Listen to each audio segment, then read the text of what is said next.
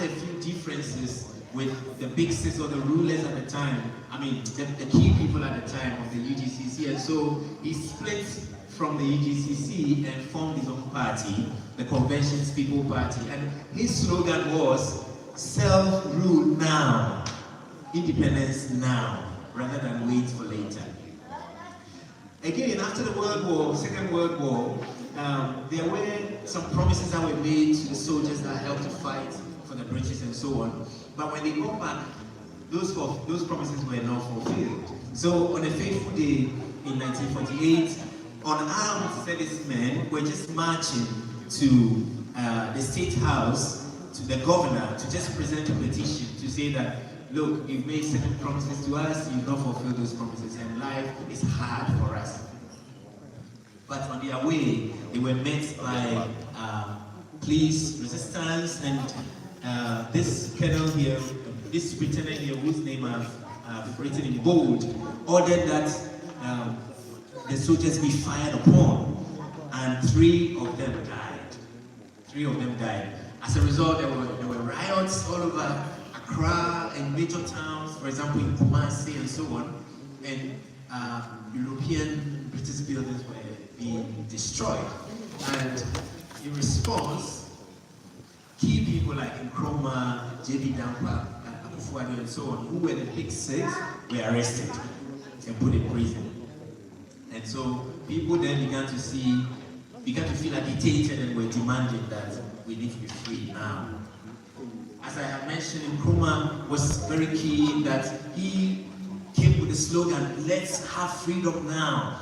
And his slogan resonated with the common people in the markets, etc. They were rallying behind him. And so in 1950, everyone working for the government, people in trade, etc., embarked on a positive action. They had a strike, and so this really destabilized the rule of the British. And in response, Nkrumah was arrested and put in prison.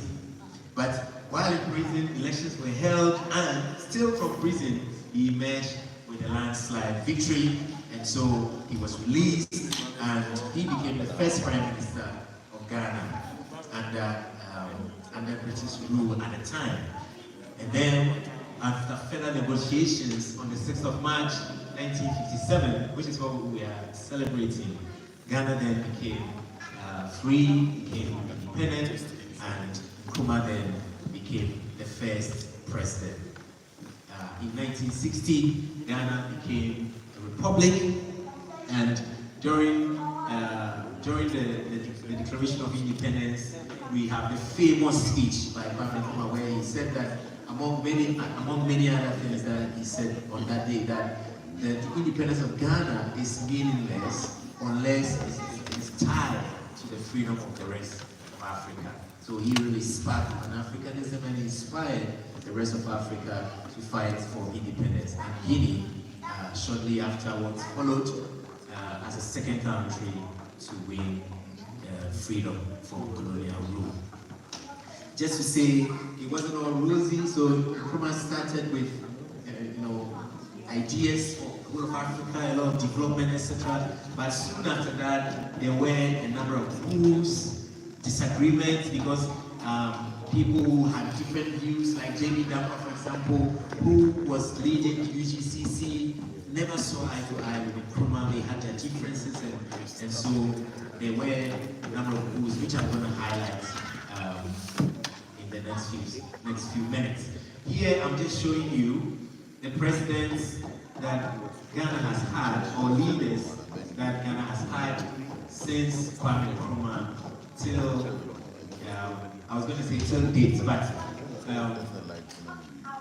this doesn't include the current president, but the current past. So the past presidents are shown here. We've had a total of 11 presidents. And this is because we've had a number of coups. So here I'm showing you, in 1966, Nkrumah was overthrown. This was by General Ankara in the military. And then in 72, as if you remember, Ankara was president then from 66 to 69, but in 72, he was overthrown by Achampon, and then Akufo-Addo overthrew him, established military rule, and then Rawlings came on the scene 1979 with a coup, which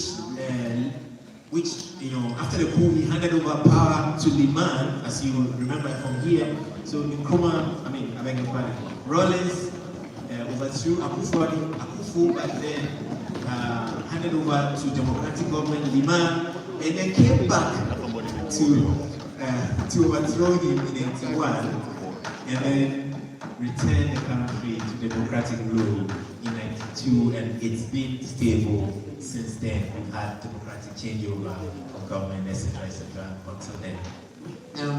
Because we are interested to showcase the regions of Ghana, as you remember what Atiela was doing earlier, we just wanted to highlight, as we were, you know, by way of landing, that formerly we had 10 regions in Ghana, but in 2018, a few more were added, and you heard Atiela run through the whole list. But here I'm just showing you the new additions. So we have Oti, Northeast, Savannah, and these new ones which have been added. Those of us who have not been to Ghana in a while, please keep this in mind. Otherwise, if you went back home, you might be lost. If you were finding your region, it may have been split. So just to highlight that. So I will end by just taking one or two burning questions. What questions you may have, or contributions, or if you want to add or rebuke me for saying something incorrectly as well, you can do that in a minute or two, and then I'll hand over back to the host. I know I'm standing between you and Dina, so we'll do a few questions if there are any, and then we can leave it here. Thank you.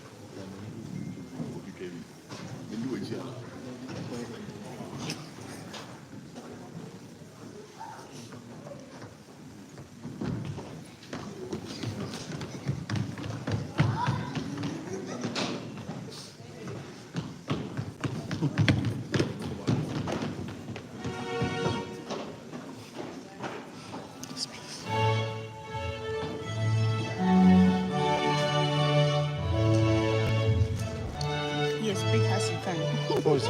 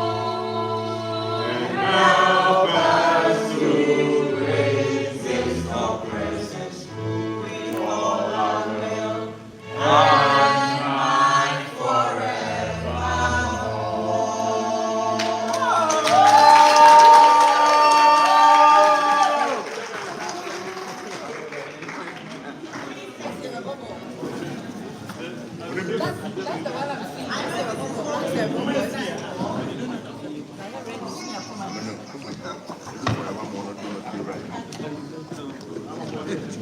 time for food, but I know there are some quizzes on the table. I hope you'll be looking at them and getting them, because the table that wins the quiz is going to have a prize. So please welcome. So now we're going to have the food. And I think the way we're going to do it is that we're going to do it table by table. So we're going to start from first to fifth and third. Can you please go and get it?